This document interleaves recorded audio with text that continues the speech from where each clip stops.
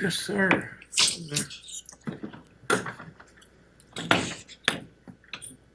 All right, I have 4:32, and this time we'll call the meeting of the Canyon City Commission to order. And with that, Commissioner Kramer, would you lead us in the invocation?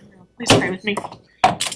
Most gracious Heavenly Father, we come to you today, Lord, and we just thank you so much for the city we live in. We thank you for all of the things that are on the horizon to continue to make this the best place possible for people to come to visit, and to live in. Lord, continue to be with us as we make the best decisions and as we look at all the factors and decide how we need to move forward for this place that we live. Thank you so much for your blessings on all of us. In your name we pray. Amen.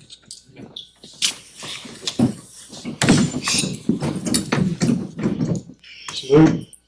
Pledge. I pledge allegiance to the flag of the United States of America and to the republic for which it stands, one nation, under God, indivisible, with liberty and justice for all.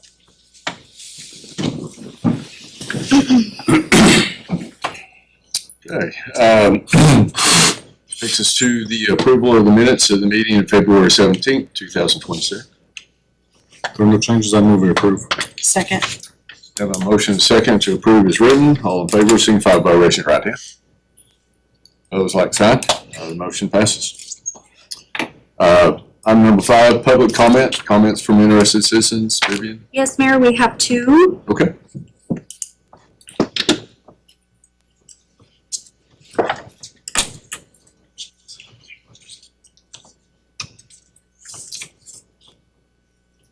Okay, looks like one is related to item number 7, so we'll wait until that item, and then Ed Yates. Thank you. Gosh, it was 6 months ago, I guess I came to you and told you about an incident down in East Park where I got grabbed by a dog and got shook around, and if it was a kid, it might have been a bad story for everybody, and thought how we might want to pay attention more to the animal control. We were spoiled with the lady that we had. I forgot her name, but she spoiled us all. And then this happened. I thought, well, I'll just come talk to you. What I didn't expect was it to be in the newspaper on Thursday. Had no clue that was happening, so I want to fess up on that one and say I had no clue on that. But it was written real well, though it was. But I do want to say that you exceeded my expectations by incredible amount on this matter, because both of the animal control officers that are on board now, they work together, they answer the phone, they get right back with you. I had to have a trap, had a little baby possum, you know, ended up traumatizing neighbor's cat, but you know, I think all worked well. It's peeping its head over the fence again. So I just wanted to come back and just say, give you an attaboy and attagirl, everybody here, I mean, because what you guys do and everybody that services the community, I just want to say, hey, hats off, you're doing a great job. I asked you to do something, and man, you blew it out of the water, so keep up the good work. Thank you. Appreciate it. Thank you. Okay, item number 6, take and consider and take appropriate action on ordinance number 1247, an ordinance of the City of Canyon, Texas, removing real property from the extraterritorial jurisdiction of the City of Canyon on petition of landowners and reducing the ETJ of the City of Canyon in accordance with such action and providing for an effective date. Dustin? Good evening and happy spring day. It's a beautiful, beautiful day outside today. So we get very few of these that are really warm and not too terribly windy out there, I don't think. So recently, the City of Canyon received another petition for release from the ETJ pursuant to 42.102 of the Texas Local Government Code. As I'm sure the Commission remembers from last month, there are two competing state laws with regards to releasing petitions from the ETJ, both from the municipality and altering the ETJ boundaries. According to Section 42.105 of the Local Government Code, if the landowner obtains a petition to release an area from the city's ETJ, the municipality shall immediately release the area from the ETJ. However, 42.023 states that the ETJ of a city may not be reduced unless the governing body gives its written consent by ordinance or resolution. So obviously these are at odds. But this particular agenda item is to consider E-Way Properties LLC located at 17,800 I-27. I do have a map of it if you want to scroll to it. No, you're good. This area is right off I-27. It is just north of the water tower and just outside of the city limits there. City staff and city legal have reviewed all of the documentation associated with this, ensured that the proper signature authority is there, and that the sufficient documentation to support this ETJ release request. So to ensure compliance with state law, as well as to continue the precedents that we've already set in dealing with these ETJ petitions to release, staff recommends the adoption of ordinance number 1247 to remove real property from the ETJ as described in the attached petition. And I can answer any questions you guys have on this agenda item. I'll move to approve. Second. We have a motion and a second. Are there any further discussion or questions for Dustin? All in favor of the motion signify by raising your right hand. Opposed, like sign. The motion passes. Thank you, sir. Thank you, Dustin. Okay. A little bit of Tanner or Dustin? difficulties. I'll say Tanner, and I'll introduce our next agenda item. I apologize. That's okay. Look, I try to find the youngest person in the room to come help us. That appears to be Tanner today. That's always a good idea on that. Let's go with Tanner. Okay, item number 7 is presentation and discussion from Goodman Corporation regarding Safe Streets for All draft action plan and associated outreach and analysis. Dustin? Yes, sir. So in April of 2024, the City of Canyon submitted an application to the Federal Highway Administration for the development of an action plan for the Safe Streets for All grant program. We do have the presentation up, so that's good. Yeah.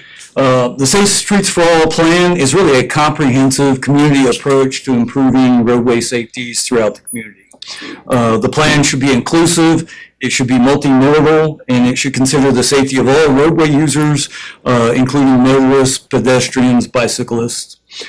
Specifically, the SS4A plan is used to combine data analysis with community input to evaluate traffic-related safety issues, as well as to propose projects to improve safety throughout the community.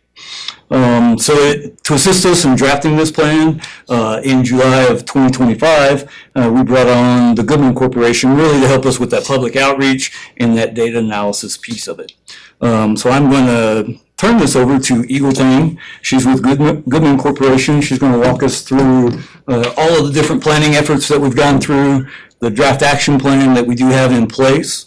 And I will remind you guys that this is a discussion agenda item. It's a big draft plan, so we wanted to provide that to you guys, let y'all review it, give y'all plenty of time to look it over and ask questions on it. And then hopefully at the next meeting or the next couple of meetings, we'll bring that back to you guys, hopefully for adoption. So I'm going to turn this over to Eagle, and I'll grab that for you. Hi, everyone. Thank you for giving me the opportunity to present City of Canyon's first Safe Streets and Roads for All plan. And thank you, Dustin, for the, okay, I think that's fine, for giving the introduction. So I'll walk you guys through of what we have learned from the crash data, what we have heard from the community, and what we have recommended to move forward. But before I jump right in, I would like to give a shout out to the project team. Some of them I just recently refreshed their last name, so sorry if I butchered anybody's last name. Dusty Meyer, our Director of Planning and Development, John Burns, our Assistant City Manager, Chris Inricks, our Director of Public Works, and Tanner Devaney, our Assistant Director of Public Works. And in addition to these amazing city staff, we also have a Vision Zero board established. And Officer Steve Brush is one of our honorable board member, and we worked really closely with our city staff and our board members, and they act in such important role in decision making, in guiding us through this planning process. And this just to show you guys that our plan is not a consultant-driven plan. It reflects technical analysis. It shows that city staff local expertise, and also shows the community leadership. So let me step back and give just a little bit more introduction about what is SS4A. SS4A is also called Safe Streets and Roads for All. It's a grant program that was established by the Bipartisan Infrastructure Law Bill. Between the year of 2022 to 2026, the federal had set aside a total of $5 billion to improve safety across the nation.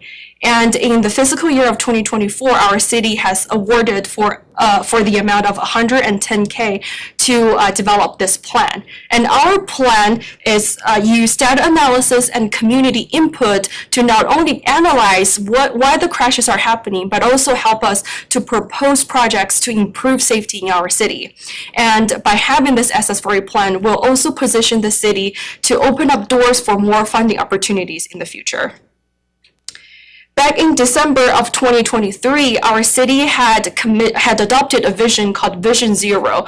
Basically, we commit that we will eliminate traffic death and severe injuries by the year of 2035. And to achieve this vision, we have established 6 goals or 6 steps. The first one is specific. We promise that our plan is Canyon tailored. It's tailored to Canyon's conditions and reality. And systemic, we promise that we will utilize the federal safety systemic approach to develop our plan. Informed, meaning that we will use data analysis and community input to inform our plan. And we also establish measurable milestones and goals to monitor this entire plan progress. And transparent, we promise that we update regularly on our website and our Facebook, and we update with our board members of where the project's going and what progress we have made. Last but not least, preventative. We promise that we propose projects not only at locations that have lots of crashes happening, but also at locations where public had telling us if we don't do anything, something bad gonna happen. And to the map on the right side is a summary map of our proposed 5 projects. And I do have a bigger map in one of the later slides. So moving forward to the public engagement, last year between August to October during an 8-week period, we published an online survey basically gathering people's idea of where do you think safety improvements are needed and what type of safety improvements do you think are needed at these locations.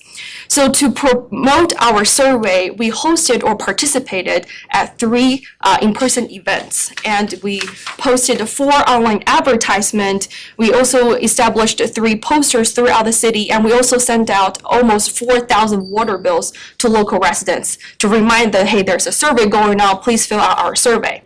And we have successfully collected 482 responses for people asking for pedestrian sidewalks, for bike lanes, for new traffic signals, and for traffic calming in front of the schools. So to this map on the right side, it's a heat map. I can zoom in a little bit. That shows where are the locations get most of the comment. And the top location got the comment is at the I-27 frontage road and 4th Avenue, where it has lots of comment. People are saying it's a weird geometry. I can't see anybody coming in at any directions. And the second most commented location is near the Crestville Elementary School, near Hunsley and Country Club, where I drove there during peak hour picking up time, and there are kids, there are babies, there are mommy holding their kids' hands crossing at this intersection at all kinds of angles, and cars doesn't always slow down for these parents. The third most commented location is generally along 217. The 4th most commented location is along 87, and the 5th one is along 11th Street near the intermediate school. Moving forward to talk about crash analysis, between 2020 to 2024, we analyzed 5-year crash data, and there were a total of 1,000 of crashes occurred in the city of Canyon. And the map on the right side, let me zoom in again. It shows where the crashes are most happened. We can see that a lot of crashes occurred along US 87, along 217, along US 60, and the downtown area and the VFW road. A little bit deeper dive into our crash analysis, we look at how the total number of crashes trend changes throughout the years. And we saw that between 2020 to 2024, even though there are some up and downs throughout the years, the entire trend, the overall trend is still going up. So we need to do something to slow down. And by comparing the city with the state, we look at the emphasis areas. Emphasis areas just some different aspects or angles reading the crash data. For example, the vulnerable roadway users are usually refers to pedestrians and bicyclists, because when pedestrian and bicyclists, when they collide with a car, they have a higher chance of getting killed or severely injured because they're not protected by the metal body. So we can see that other than vulnerable roadway users and speed related, we are relatively higher compared to the state average in intersection related crashes, meaning a crash occurred at or near intersections, distraction in driving where people are calling, texting, playing on their phone or not paying attention to the roadway, or running stop signs and running traffic signals. So with all of these in mind, we look at the crash data. We also developed a tool called High Injury Network. If you're interested, feel free to scan that QR code. The High Injury Network is basically a roadway map showing you corridors and intersections. Where are the most dangerous roadways and intersections in the city of Canyon?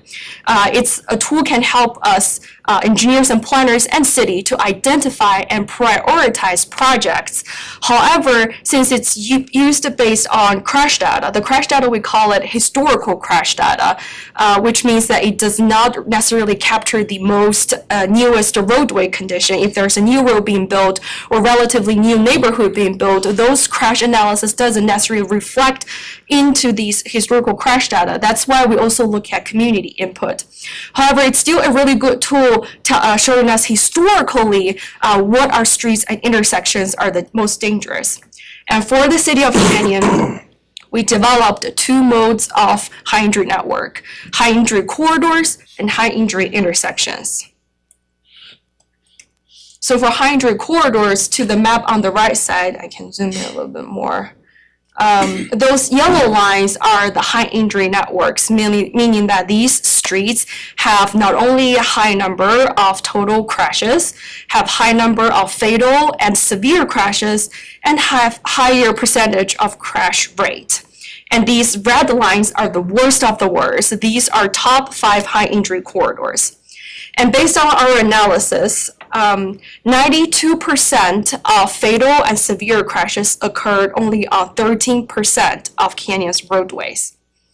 Similarly, looking at the high injury intersection, all of the severe crashes occurred on less than 14% of Canyon's intersections. So now we have the public input, what we learned from the public, and we have the crash analysis, and we have the high injury network tool that can help us identify and prioritize projects. We have proposed a total of 5 safety-oriented projects. And these projects are categorized by short-term, medium-term, and long-term. So short-term projects are those projects that are relatively smaller in size. They're a little less costly, and they can be implemented usually less than 3 or 5 years. And these medium-term projects are relatively higher in budget and usually takes 5 to 8 years to be completed. And last but not least, the long-term project usually are the usually are the biggest project, relatively the highest in cost, and takes usually more than 8 years to complete. And sorry, I'm gonna lose the map, but I do have a summary table. So for the first project, Crestview Elementary School Safe Routes to School project, we proposed new sidewalks and streetlights or illuminations along Country Club Drive, and we propose intersection improvements. And at the intersection of Hunsley and Country Club, we actually proposed 2 alternatives. We have boards outside if you guys are interested. And tomorrow, we will also have a open house in the Canyon Library from 6 to 7:30 p.m. And we'll have boards set up, and each board will showcase each of these projects very in detail. So if you guys are interested, feel free to come and join us. We proposed 2 alternatives for this intersection. One is for traffic signal, the other is for roundabout. And yesterday, based on our open house, a lot of people favors this roundabout option. And the total cost for the traffic signal is about $3 million, and the cost for the roundabout is about $3.3 million. And this total cost does not only include the infrastructure, the bid items. It also includes the contingency, the soft costs such as material testing, construction administration, and designing. So it's not only the material cost. It includes everything. The second, I forgot to mention that this Crestview Elementary School, it's the second most commented area among all the comments that we collected. And the second project, the citywide traffic calming and signage improvement project, this project rooted from the comments. We heard people saying that we need to slow down traffic in front of the school, the signs doesn't really work. And on 38th Street near Connor Drive, near those 2 churches, people doesn't really slow down as well. They speed to join the church. And in the Canyon East neighborhood, there are people always drive the wrong directions. We need more one-way signs so people don't drive the wrong directions. So we heard all of these comments, and we combine them with crash data. We look at why are there any speeding related crash occurred on these corridors, and then we propose these projects. Basically, we propose rubber speed cushions, raised crosswalks, and sign improvements such as install one-way signs or upgrade yield signs to stop signs at various locations. I believe it's a total of 4.5 miles of corridors in the city of Canyon, and the total cost come to $730K. The third project is 2nd Avenue Multimodal Enhancement Project. This project is not only on 2nd Avenue, also include 3rd Avenue, 16th Street, and 20th Street. So it's a little bit zigzag. It ties into what city is doing on 15th Street.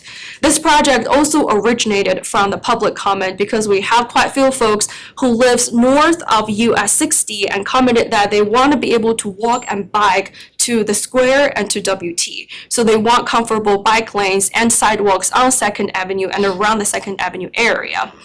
And we propose new sidewalks along with streetlights, illuminations, and bike lanes. And this project comes to a total about $3.2 million. The number 4 project, 4 school area sidewalk improvement project. These 4 schools are Canyon Intermediate, Canyon Junior High School, Reeves Elementary, and Canyon High School, which is on the other side of US 87.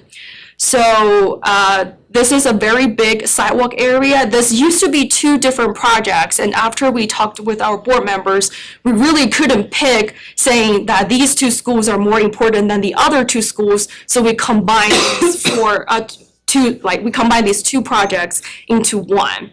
And basically we're proposing new sidewalks to connect the neighborhoods to their related schools, and we propose 2 new traffic signals, one at the 4th Avenue and 11th, where it has a dedicated right turn lane to go north, and right now it's a flashing LED stop sign.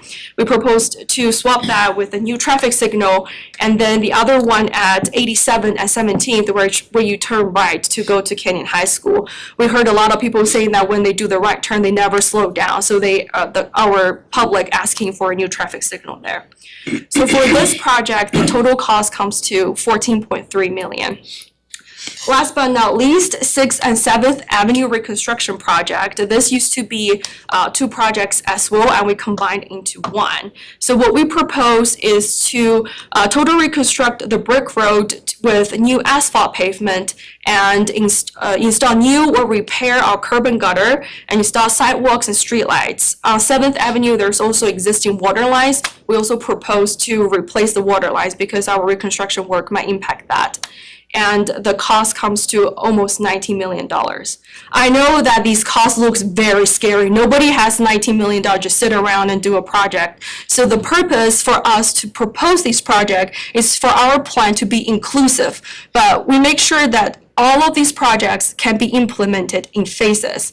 The reason that we put everything in here is because for some of the grant opportunities, they only fund projects that are in this plan. So that's why we merge projects together, making sure that line on the map is included in our plan. So in the future, if we want to only fund for this segment, we have the documents ready. Because when we propose these projects, we written documents and we did cost estimates. We break it down into segments. So if Dustin in the future want to apply for only 2 blocks, he can just delete everything else and leave only the cost for the 2 segments. It's a lot easier to delete stuff than adding new stuff in. So we want to make sure that we're not adding work for the city. So to sum up, that in the past 9 month and 10 month, we had taken a detailed look of the crash data, and we had listened closely to the city and to the community, and we have proposed safety projects that will make meaningful improvements. The really goal here is trying to protect our neighborhood, protect our family, protect our students, and protect our kids. And Safe Streets for All, it's never meant to be a plan. What we're trying to do is to make our canyon a safer canyon in the future. And thank you for giving me the opportunity to present. Any questions? I had Dustin bring in, this is the Crestview board, so just so you guys can take a glance at it. And you didn't even toot our horn. We had an open house last night, Yes. and we had 6 or 8 people that came to that and marked their boards and suggested projects that, supported various projects. And then Eagle's presenting tomorrow at Lions Club. And we'll take the boards and we'll put the boards up in the lobby at the community center so that she can present, and then people can come out and show their support for those projects as they come out of the room. And then again, tomorrow night, Yeah. we'll be at the library again. So Yeah. that is a lot of extra stuff from our consultants. We don't have consultants that are willing to come and do that very often and spend this amount of time with us and really push the projects and help us understand what we need to do. And I appreciate you and Abdul for doing that and coming and spending time with us. Thank you, Joe. Question, did y'all look at value engineering, due to the price of a lot of these changes? Did y'all look at the value engineering of automated stuff that could be added and removed in different timeframes? Like speed bumps, there's an automated version where the speed bump raises during school hours so that it slows the traffic down and then goes back flat during non-hours. And it's a lot less invasive. Did y'all look at those things? Yeah, we looked at those, but first is the community asked for speed cushions, so we wanted to making sure we want to make that project to be a pilot project. To make it a pilot project, it needs to be rubber or plastic, so that if the speed cushion doesn't work, we can still take them out. So that's one of our concern from the beginning. And also, when we were looking at the rubber cushion, we were also thinking about the vendors, because if there are not that many vendors that does the automated thing, it will be add to the cost, because we're not installing that many of speed cushions. With the smaller quantities, the unit cost might go If you're up. doing a pilot, you could put the rubber in place temporarily, which is a very low cost. Yes. And then if that works, then you could put in the automated Yep. version for a long-term solution. Yep. That way that would lower the cost drastically from your 19 million to probably within $100,000 to do something like that. Yep. Just from a construction standpoint. Looked at, and I guess we would in future, but grants to help with some of this. So basically this is phase 1. This is the first step. So really what this document is this is a planning document like our downtown master plan or a lot of the other plans that we have. And so the good thing about this planning document is on the backside of that, if you create this planning document, that opens you up for Safe Streets for All grants to enact these things. And so exactly what Eagle said to us, that they designed, I think we actually have eight or nine projects listed in the plan, but what their contract is to fully scope 5 of those projects. And so those 5 projects that they fully scope, they build out a nice, robust, big project. And then what Eagle said, we can phase that. And so the Safe Streets for All implementation grants, they're an 80-20, they're very similar to the MPO grants. We were talking about awards last night. I can't remember what was the amount you said. The amounts range between $2 and $10 million for these grants. Usually an 80-20 split grant amount. But again, that's kind of why we designed these projects like we did, so that they are able to be phased. And hey, we can't do all of project one, but we can do this piece. We can do these sidewalks. We can do this roundabout. But we have all the costs for them. And so we don't have to go back and say, we really want to do this, but now we need to hire an engineer to provide those costs. It's all in the plan. So they're really application ready, so to speak, when we're ready to go for those grants. Yeah, this is first base. In order to get to the applications for the grants, you have to have this completed. So That project's already been submitted to the we've completed MPO. that. Down the way a little bit. Yeah, not exactly that project. Close. It's close. Similar. Yes. Improvements on Hunsley Road. Yes.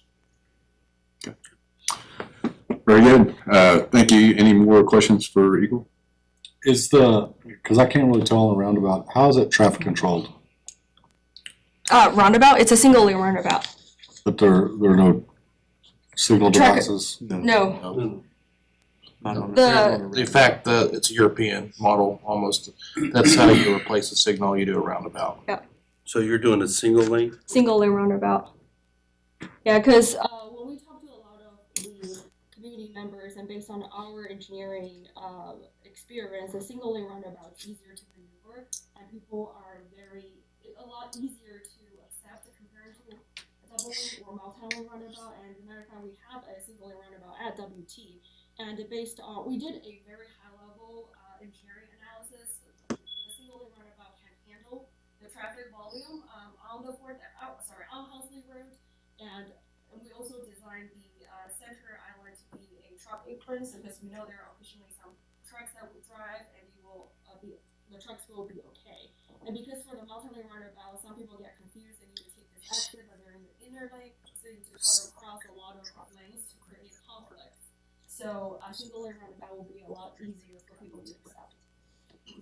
But all just plans, and again, 485 people dropped pins, and for you all, you know, of course, the 4th and 27 was a huge issue for everybody. I mean, that was the number one concern, and we had Whit Clay.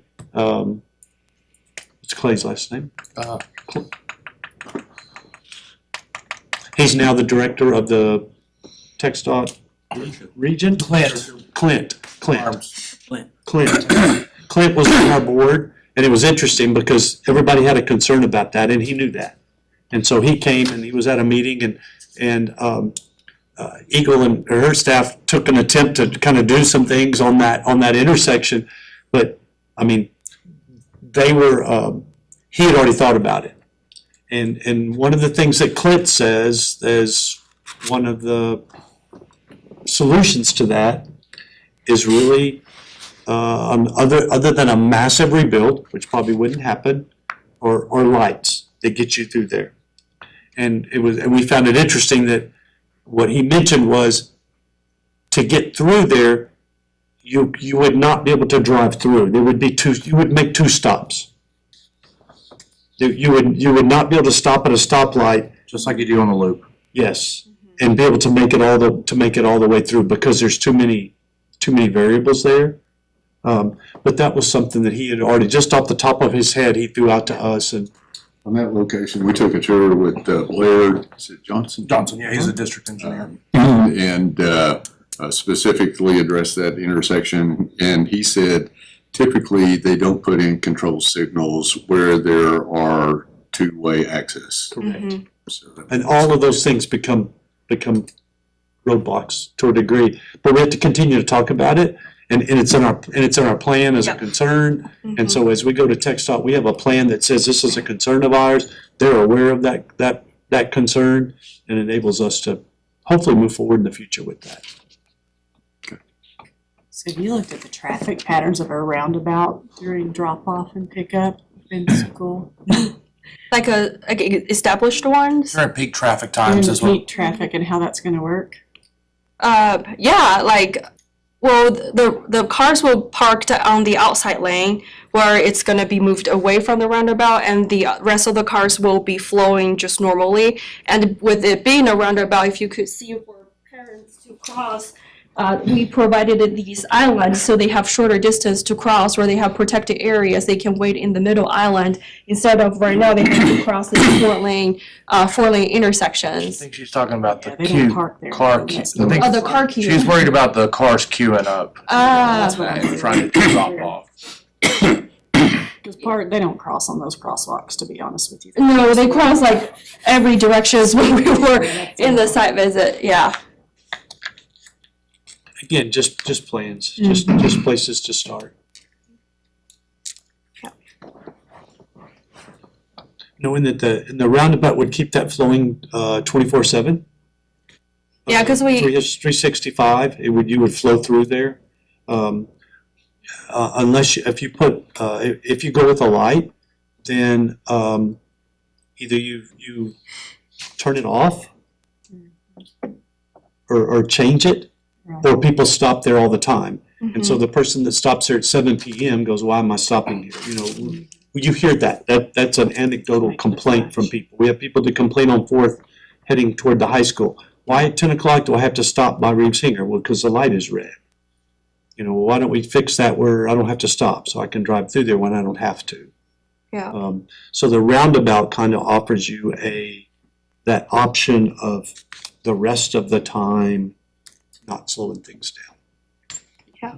And as that's where we're you end up. entering March, it's gonna get a little bit windy in Canyon, and then the traffic signals, especially with the span wires, it might broke. Like in Houston, our span wire is gonna like swing with the wind in the middle, and then we gotta have laborers come out to repair, but roundabout operates during those hazardous weather as well. So roundabout actually has studies that it costs a lot less in maintenance and labor because we don't have controllers like, roundabouts doesn't have controllers like traffic signal does, or cables or wires, so it's just concrete.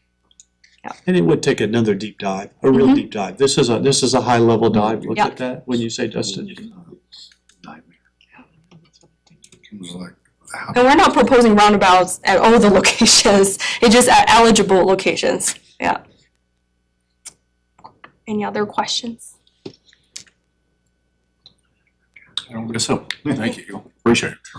I'll just add that, obviously I came in kind of midway through the planning process, and Eagle and her team have been really great to work with.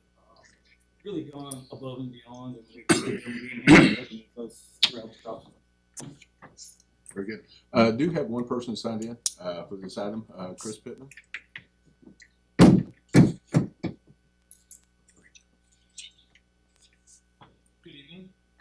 My name is Chris Pittman, director of a nonprofit organization called PATH, Panhandle Active Transportation and Health. We advocate for better walking and cycling. Joe, I've seen you multiple times at NPO meetings, and I appreciate this time, and I appreciate that Canyon is, I believe, the only city around here that has adopted the Vision Zero policy, which is so exciting. Amarillo hasn't. I don't believe the MPO has, though they have at the TxDOT. So it's very exciting that Canyon believes that human life has value, and I appreciate that. Thank you. As we hear about Safe Streets for All and we hear about all these projects, one thing I do want to call out is how slow these projects are. I mean, here today we are talking about plans to make plans, to make plans, to make plans, and how many millions and millions of dollars that they cost. And then to know that Canyon has to front 20% of those millions of dollars. And so what I want to talk about is how we can change this systemically, right? We can't wait years to make it safe for kids to go to school. Kids are going to school today. And so as we accept this Vision Zero policy, as we work towards it, one thing that I want to encourage each of you is to go out and walk or bike our city. Walk to school, walk to the city hall, go to the grocery store, and really think about and observe, how do you feel? Do I feel safe walking across this street? Would I feel safe letting my kids go there alone to school.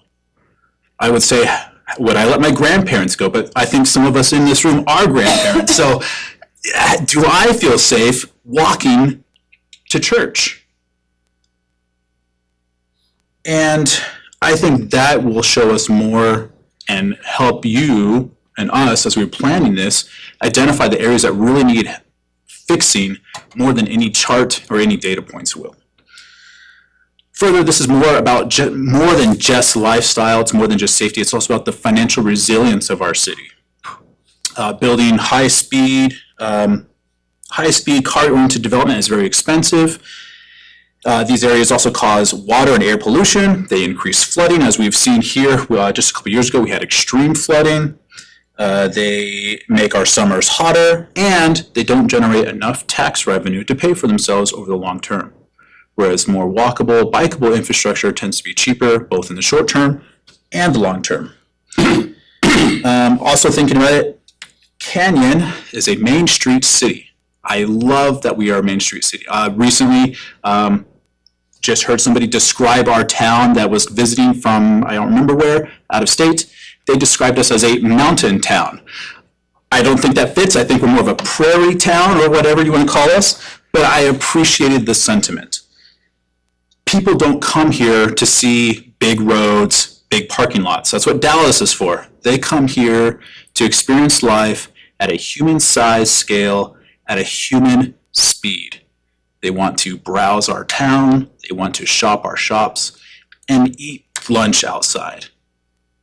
That is what a walkable, bikeable city feels like. People want to come and hang out in Canyon. And that's more than just, I guess as I say this, it's as we think about Safe Streets for All and as we think about this Vision Zero, it's more than just these little things. It's how does our city feel to the people that live here and visit. So my ask is very simple. As we think about projects, as projects come up, stop and ask, does this project make me feel, or would this project make me feel safer to walk or bike? And would it make my kids, my parents, my grandparents feel safer to walk or bike as well? Finally, this Sunday at 1 o'clock, right across the street at the square, every Sunday, or the first Sunday of every month, I lead a family-friendly bike ride where we talk about and brainstorm how to make our streets safer for walking and biking. And so I would extend that invitation to all of you this Sunday, 1 o'clock at the square. Thank you so much for your time. Thank you. You know, I will throw out, Linda and I do walk to the square or to church across town, and the one really sketchy place, I think, as much as anything, is crossing the railroad tracks over here on 15th. Working on visibility, but that's one we got in the work, so kind of proud to be able to say we are already getting that one.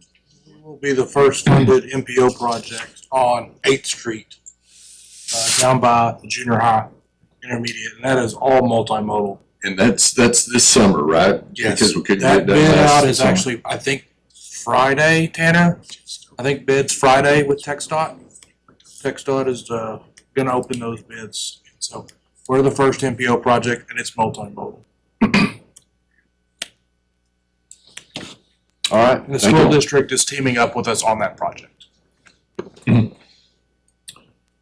Okay, item number 8, consider take appropriate action on resolution number 08-2026, a resolution of the City Commission of the City of Canyon, Randall County, Texas, authorizing the submission and acceptance of grant application to the United States Department of Agriculture for funding to aid in the rehabilitation and remodeling of the City of Canyon fire station facilities, and authorizing the city manager to represent the city in all matters pertaining to this application. Dustin. All right, I'm back on deck. John threw in a baseball reference a while ago. He thought I didn't notice, but I did. This past November, it was announced that Congressman Ronnie Jackson sponsored the City of Canyon's community project funding request for our fire station rehabilitation and remodeling project that we have going on. So to that end, $1.4 million was awarded in the 2026 Agricultural Appropriations Bill. So that funding that's awarded through that agricultural appropriations bill is being filtered through the United States Department of Agriculture, USDA. So as such, we're required to go through all the hoops and all the paperwork and all the steps that are involved for filling out and applying for federal grant funds. These are federal grant funds coming through USDA. I wish it was as easy as Ronnie Jackson giving us $1.4 million, but we get to do all the paperwork that goes along with that. So I am busy working on that paperwork, which is inclusive of a feasibility report, an application, an environmental site assessment, just to name a few of the pieces. So this agenda item is to help us check some more of those boxes. So the resolution that you guys have before you today really is to give signature authority to be able to sign the application to officially apply for those funds, and then when they award a grant, to be able to sign and execute that grant agreement. So like I said, I am busy preparing the application materials that are associated with these funds. There are some timelines associated with the environmental site assessment. We have to send that to interested tribes and Texas Historic Commission. Once they receive that, then we have to give them 30 days to respond to that. So we are currently in that 30-day waiting period. So I'm hoping here in the next couple weeks, we will get all that wrapped up. I have been in contact with USDA, Kendra Burleson, I believe is her name, and it's been communicated to us that once we have that application packet and all those materials submitted to them, it'll probably be 4 to 6 weeks before we receive those federal funds. So this agenda item is keep moving it forward. And I can answer any questions you guys have. And we're currently working on the next application. Sending in things this week to Ronnie Jackson's office, because we got short notice that it's time to apply for these funds for next budget, and so we're doing that. Yes, sir. Dustin's leading that charge too.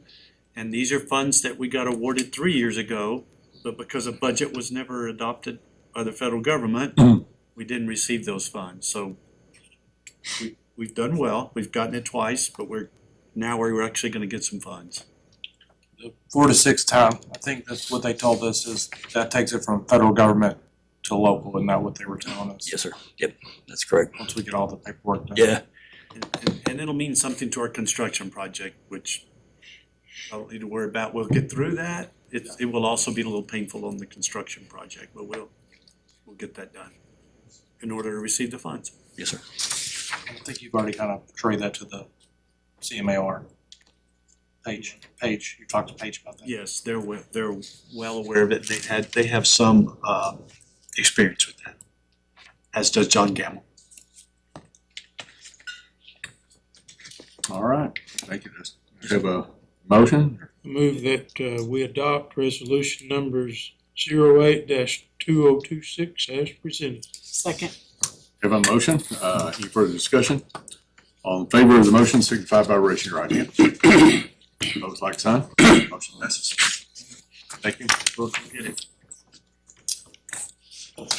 Okay, item number 9, consider and take appropriate action on resolution number 06-2026, a resolution by the City Commission of the City of Canyon, Randall County, Texas, accepting the House Bill 26054 grant from the Texas A&M Forest Service for the purchase of training aids for the Canyon Fire Department, and authorizing the fire chief to represent the city in all matters pertaining to the administration of the grant.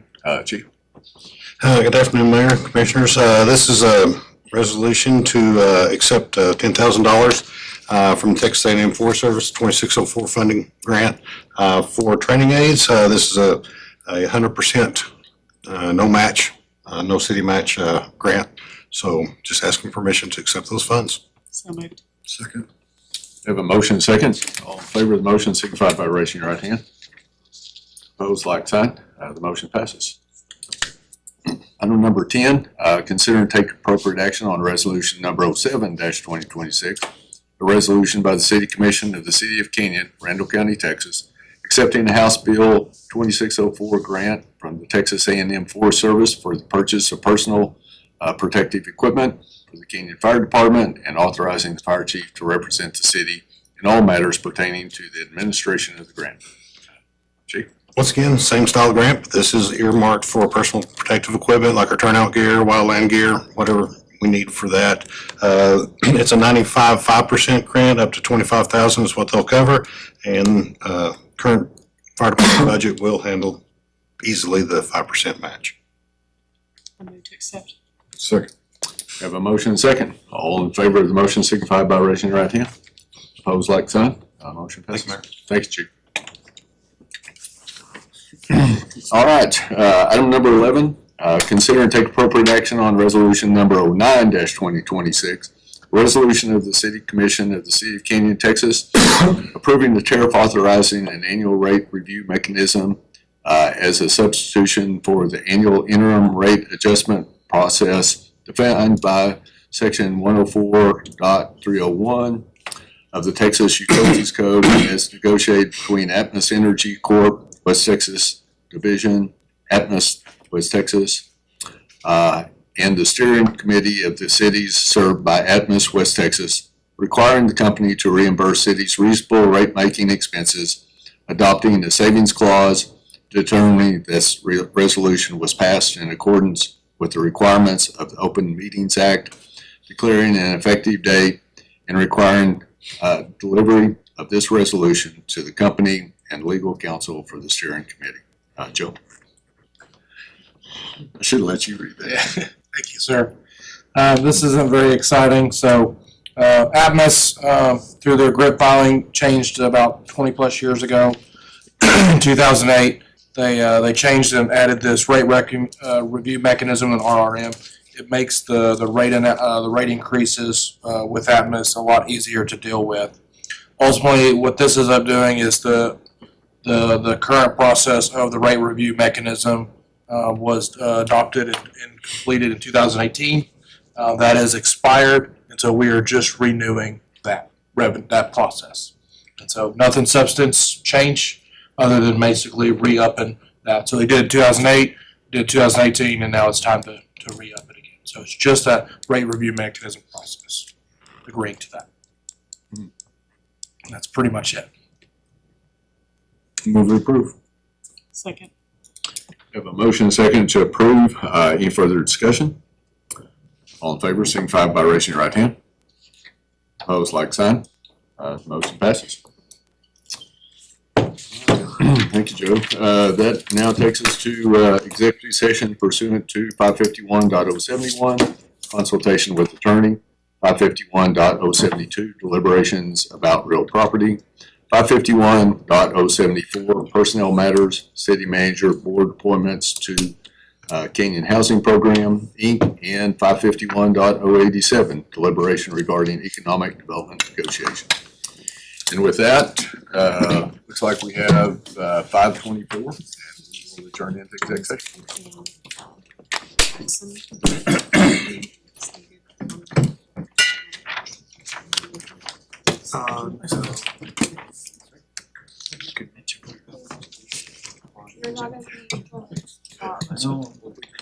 Just double check that. A couple of things. So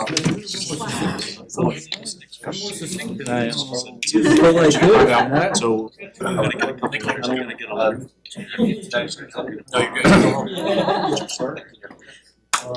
Andrew, what you know, sir? A little bit about a lot, but not a lot about much. An inch deep in a mile wide. Yes, sir. That's right. Randy, put it down. Great Powder River. Also. And I think the Great, how you license doing? is- Kidding me. Well. Fire training. Oh, good. Thanks, sir. Thank you very much. Consider, but we like I'm steering us in the right direction. Oh, you're fine. station, which could become. Yes. And then we play that after. Do your rain dance. There you go. We're from, Yeah. Play these only places. We need it. Oh, it's awful. It dry. Yeah, good weather this past weekend. From to here. But- That's right. That's right. Energy. Good to see you too, sir. Serve the city, but serve the city. I appreciate y'all doing that here. Somebody really travels. Kind of trust yourself. Good. That's all. It's mainly bus drivers. Right. We just want all those things on there too. He only took Yeah. 15. The public really likes it last time when we presented at the open house, but Other people got it. yeah, and I also They said, oh, understand. they can take more than, they can take 20 this year. I don't know. They're already over 20, so. Yeah. I got lucky. They're gonna get confused. Cargo. Yeah, exactly, yeah. And there's no enough right of way for a two-lane right of way anyways, so. Yeah. This region, I mean, Where's the coming? right? That works too.